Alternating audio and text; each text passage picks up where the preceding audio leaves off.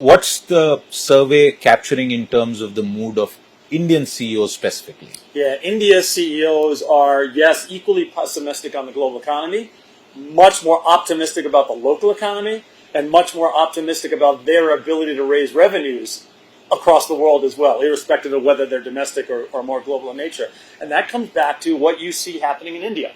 This is a big opportunity right now in terms of can India take advantage of the situation they see in front of us. One of the things that organizations have said in reaction to this pessimism is, I'm going to cut costs, but I'm going to continue to focus on keeping my head count. That's good, and that's an opportunity for India because India continues to be an asset and a deployment of capital, human capital, to the world, as you think about some of the stuff that happens there. The second thing that's interesting is organizations are re-looking at supply chains to be more effective and efficient.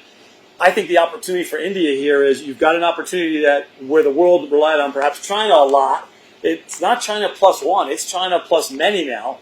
India has an opportunity to supply the world with goods and services cheaply, good quality, great labor to support and back it up, resiliency and security, as well as if India can actually play bigger in greener supply chains, less carbon intensive, that'll be beneficial to it, and the world will come its way as well. Where does India stand in the others? Because last year, right here at this venue, we were speaking about China plus one. That could just be the Indian perspective. But within the others, where does India stand? Yeah, India is seen as very opportunistic in terms of opportunities for organizations to think about India as they think about investment and particularly around the supply chain side of the equation.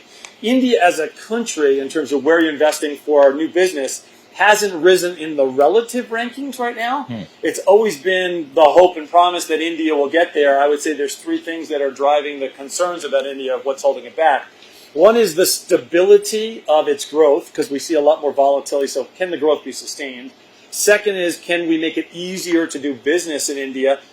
India, both at the federal level, countrywide level, and the state level, continues to rise in that regard, and countless other organizations are seeing that, which is great, but more work to be done. And last but not least, infrastructure around the country in terms of ease of logistics and getting around, etc., is another thing the country needs to focus on. My big message to India would be, if you can bring climate and greener into all that you're doing, I think the world's going to see you even as a bigger opportunity to want to invest.